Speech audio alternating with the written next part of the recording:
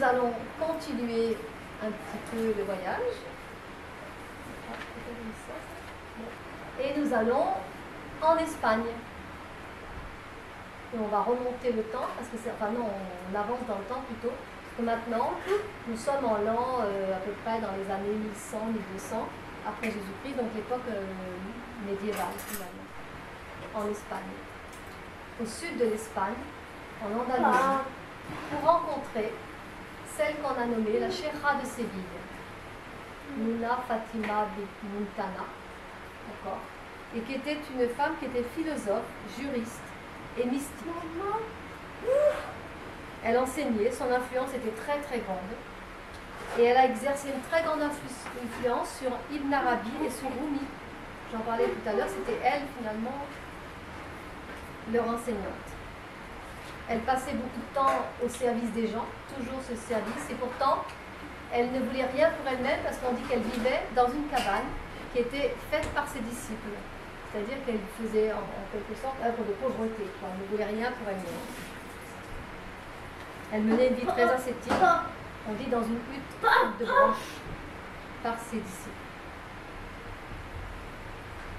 Et Fatima dira à propos de, enfin Ibn Arabi, pardon, dira à propos de Fatima, je l'ai servie de toute mon âme pendant plusieurs années. Et quand elle était très âgée, alors qu'elle était déjà très vieille, 95 ans et plus, j'avais honte de regarder son visage, tant il était frais et délicat. Elle était une miséricorde sur cette terre. Et elle disait, Fatima, là on donnait à manger aux pauvres, bien qu'elle-même elle était très pauvre, finalement elle donnait ce qu'elle avait aux pauvres, elle se sacrifiait pour les autres. Et elle disait, en parlant de Ibn Arabi, puisqu'elle l'appelait mon fils, elle disait, de tous ceux qui viennent me voir, personne ne m'émerveille plus que cet homme.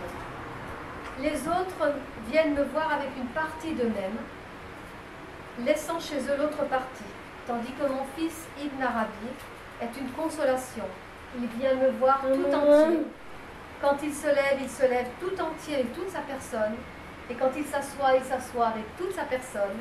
Il ne laisse rien de lui-même ailleurs. Et elle dira, c'est ainsi qu'il conviendrait que l'on fût sur la voie. Donc là aussi, il y a une réflexion. C'est-à-dire, ça fait référence au fait d'être vrai, d'être sincère et d'être vraiment présent dans l'instant.